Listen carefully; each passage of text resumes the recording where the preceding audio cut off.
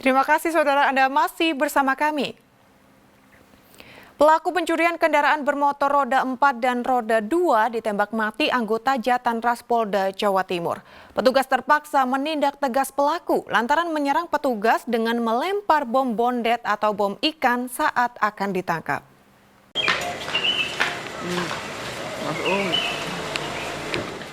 Petugas Jatanras Polda Jawa Timur Rabu dini hari terpaksa menembak mati Sobirin, pelaku pencurian motor dan mobil. Warga Pasuruan ini diterjang timah panas polisi di bagian dada setelah berupaya melawan dengan melempar bom bondet atau bom ikan ke arah petugas saat disergap di sekitar lingkar Masjid Al-Akbar, Surabaya. Pelaku disergap saat berboncengan bersama seorang temannya, namun saat penyergapan dilakukan, satu pelaku berhasil melarikan diri. Dari penangkapan pelaku kejahatan pencurian kendaraan bermotor ini, polisi mendapatkan barang bukti tas pinggang milik pelaku berisikan 2 butir bom bondet, serta kunci T yang biasa digunakan untuk melakukan pencurian kendaraan. Sebelumnya, anggota Jatanras Polda Jawa Timur menangkap 3 orang jaringan curanmor yang kemudian dikembangkan kepada pelaku Sobirin. Menurut keterangan Kasubdit Jatanras AKBP Arbaridi Jumhur, pelaku yang ditembak mati ini merupakan residivis yang sudah 3 kali keluar masuk penjara dan 2 kali ditangkap oleh tim Jatanras Polda Jawa Timur beberapa tahun lalu.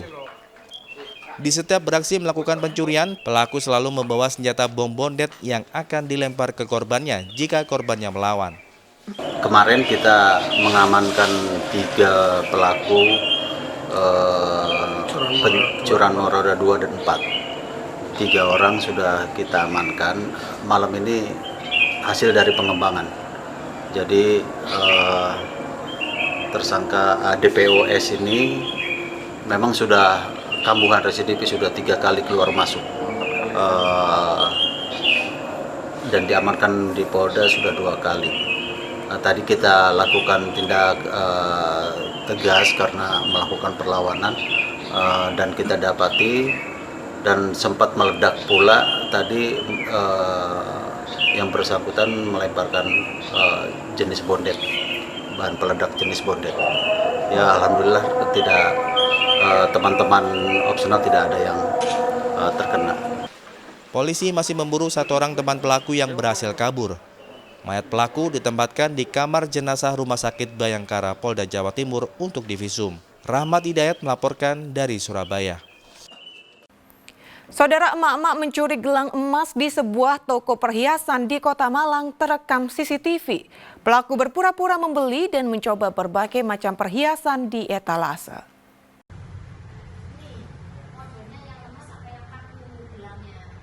Dalam rekaman kamera CCTV berdurasi 1 menit 9 detik, tindak kejahatan pencurian perhiasan gelang terjadi di toko emas pojok, Jalan Pasar Besar, Klojen, Kota Malang. Dalam video tersebut, 2 emak-emak datang ke toko emas dengan berpura-pura sebagai pembeli. Untuk mengalihkan perhatian korban, keduanya terlihat banyak bertanya dan mencoba berbagai macam model gelang. Namun, pelaku batal membeli gelang dan berdalih jika modelnya tidak ada yang cocok. Kemudian keduanya bergegas pergi. Pegawai yang curiga menghitung kembali jumlah gelang yang sempat dikeluarkan dari etalase dan dicoba oleh pelaku serta mengecek kamera CCTV. Terbukti 1 gelang dengan berat 13,7 gram seharga Rp15.700.000 raib digondol pelaku. Dia nyobain juga, itu sambil tak lihatin waktu dia nyoba. Terus waktu dia nyoba itu dilepas gelangnya, terus ditaruh lagi.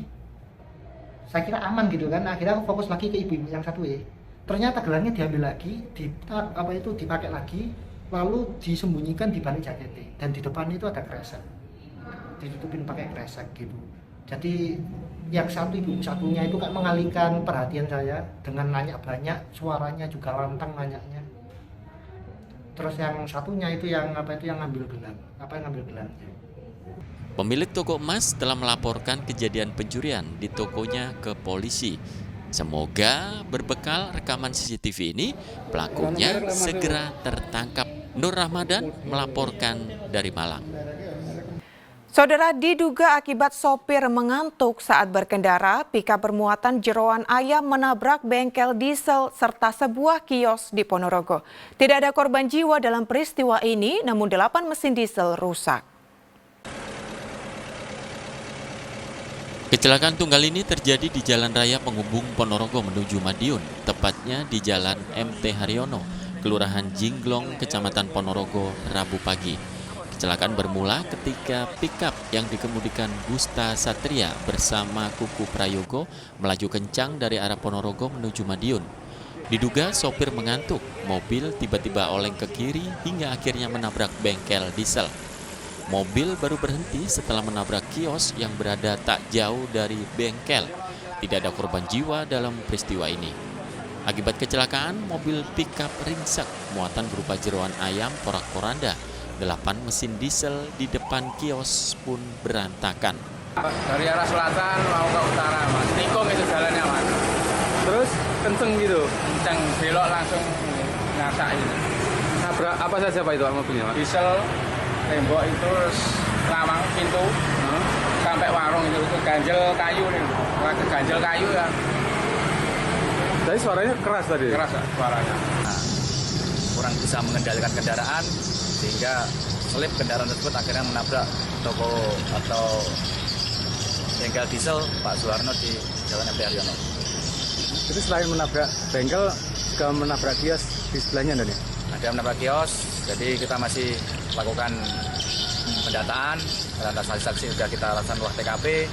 Sementara untuk korban mengalami luka ringan, sementara masih kita mintai keterangan di unit Gakum Satlantas Ponorogo. Polisi masih melakukan pemeriksaan terhadap sopir untuk memastikan penyebab kecelakaan.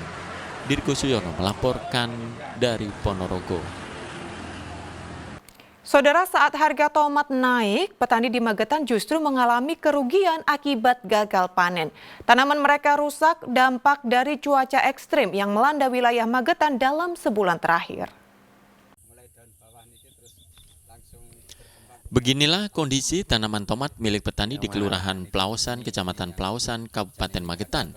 Tanaman tomat yang sudah 4 kali panen itu kini tidak bisa tumbuh sempurna. Daunnya keriting dan mati akibat dampak dari cuaca ekstrem yang terjadi sebulan terakhir. Kondisi diperparah dengan hama kutu kebul yang sulit dibasmi. Akibatnya hasil panen para petani turun hingga 50%. Dari normalnya 5 kuintal, kini jadi 2,5 kuintal.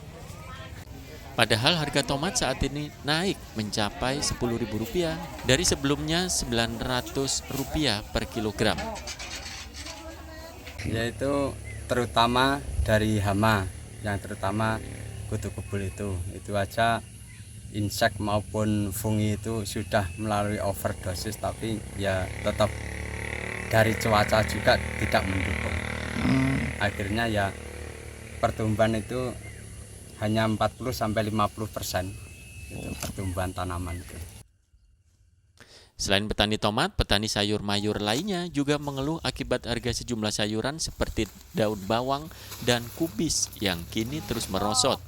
Harga kubis di tingkat petani Rp1.000 dari sebelumnya Rp5.000 per kilogram. Daun bawang Rp5.000 dari sebelumnya Rp15.000 per kilogram. Usahanya ya agak turun ini. Harganya turun? Iya. Dari berapa ke berapa ya? Tadinya 15, kan sekarang 5.000. Tinggal 5.000. Iya. Loncang nih ya Bu ya? Iya. Padahal yang lain naik kok Bu. Cabai naik. Cabai sama tomat itu yang naik. Yang naik. Kalau ini loncang? Turun. Kubis turun. Kubis jadi berapa Bu? 1.000. Dari sebelumnya berapa normalnya? Sebelumnya kubis? Ya 4.000, 5.000. Para petani tomat dan sayur mayur meminta kepada pemerintah untuk segera mengatasi hama dan bisa membuat harga sayuran kembali stabil agar tidak merugikan para petani. Dirgo Suyono melaporkan dari Magetan. Saudara, di pinggiran Kabupaten Kediri terdapat sebuah kuliner berbeda yang memberikan kelezatan tak terlupakan, yakni bakso balungan iga cakmet dengan cita rasa yang unik. Pelanggan bisa merasakan sensasi krokot-krokot atau menggigit sisa daging balungan yang lezat.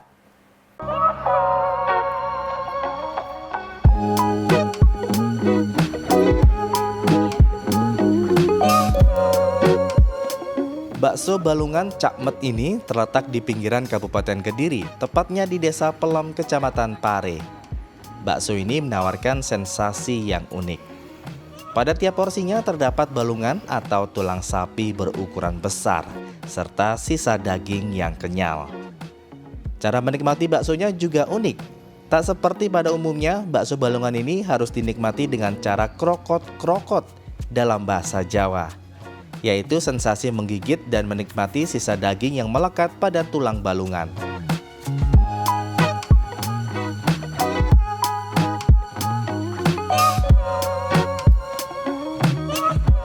Pembeli bakso juga bisa memilih berbagai variasi bakso sesuai selera.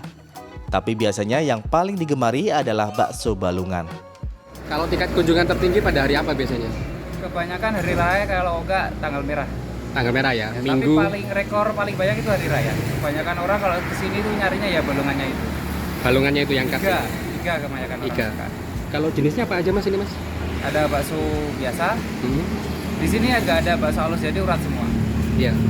Sama tetelan. Ah. Bakso tetelan, balungan, iga sama sumsum. Tidak hanya digemari oleh warga lokal, tetapi juga menarik minat pengunjung dari luar kota, terutama saat hari libur. Kak udah berapa kali ke bakso balungan ini? Dua kali ya? Oke, kalau kesannya setelah makan bakso balungan ini apa? Kan dapat juga iganya itu dagingnya banyak, terus makannya itu sambil krokot-krokot gitu. Sensasinya enak. Kalau rasanya sendiri gimana? Rasanya enak banget. Pokoknya mantap. Harga bakso Cakmet dibanderol Rp10.000 hingga Rp30.000 per porsi, tergantung menu bakso. Jika hari biasa terjual sekitar 60 porsi. Namun jika hari libur mampu mencapai 150 porsi. Penasaran? Sekarang Anda boleh mencoba sensasi nikmatnya bakso balungan Cakmet. Danu Sukiantro melaporkan dari Kediri.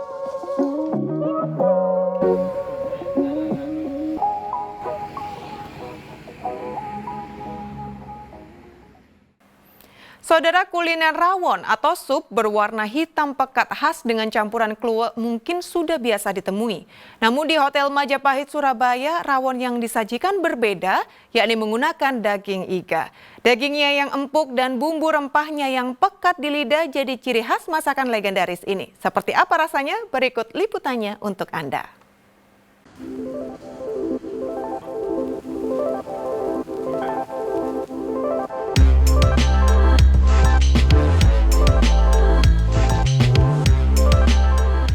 Jika Anda sedang berkunjung ke Surabaya, tak lengkap rasanya jika belum mencoba kuliner yang satu ini, yakni rawon.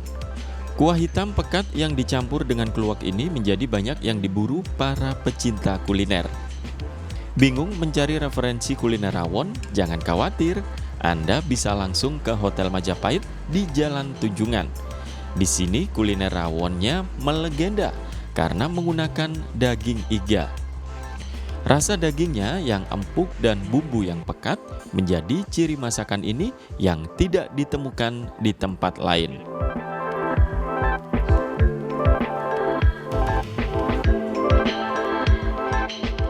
Esa, salah satu penikmat rawon, mengatakan kuliner yang ada di sini berbeda dengan rawon yang ada pada umumnya.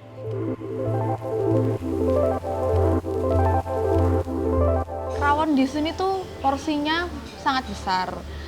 Jadi puas kalau misalnya mau makan rawon dengan daging yang porsinya banyak, di sini cocok. Terus untuk dagingnya sendiri sangat empuk. Jadi untuk saya sendiri cocok dengan tekstur dagingnya. Jadi karena ini iga, saat dipotong pakai sendok itu nggak susah. Jadi itu mungkin salah satu kelebihan dari rawon iga yang ada di Hotel Majapahit ini. Untuk menyiapkan kuliner rawon, pertama bumbu seperti bawang putih, bawang merah, laos, dan bumbu dapur lainnya dihaluskan jadi satu, lalu ditambahkan dengan keluak. Bumbu yang sudah halus kemudian disangrai dengan sedikit minyak. Jika sudah wangi, ditambahkan daun jeruk dan garam. Setelah itu diberi air dan terakhir dimasukkan tulang iga. Semua rawon sama, cuman yang membedakan adalah setiap daerah di Jawa Timur, rawon itu berbeda dengan bahan yang didapatkan di setiap daerah tadi. Di sana ada penambahan rawon dengan apa. Nah, tapi basicnya adalah basic yang kluwek. Tapi penambahan item untuk lebih punya ciri khas, itu masing-masing apa yang ada di daerah tadi bisa mereka tambahkan. Ada mungkin yang sedikit rawonnya agak bening, ada. Jadi macam-macam ya di Jawa Timur tadi. Ada rawon yang putek, ada rawon bening, tapi kalau saya di sini ciri khas dari Hotel Majapahit, rawon iga kita adalah rawon putek. Satu porsi rawon iga dijual Rp165.000. Kenyang menikmati kuliner, Anda bisa jalan-jalan melihat bangunan hotel yang syarat nilai sejarah ini. Pemirsa, kuliner rawon di Jawa Timur mungkin sudah biasa Anda dengar.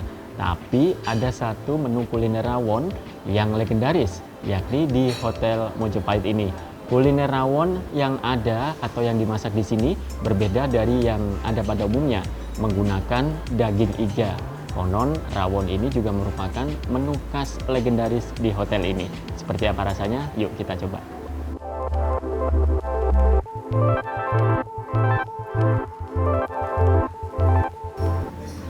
Meski potongan dagingnya besar, tapi rasanya cukup empuk.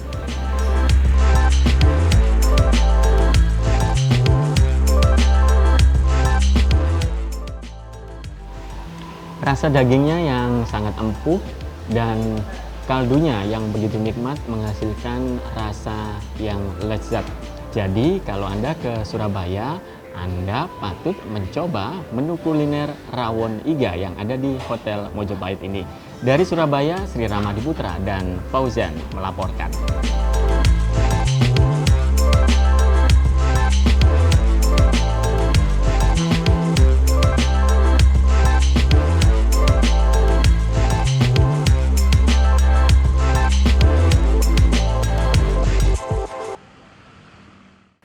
Ya, saudara, informasi tadi sekaligus menjadi akhir perjumpaan kita dalam liputan 6 daerah Jawa Timur kali ini.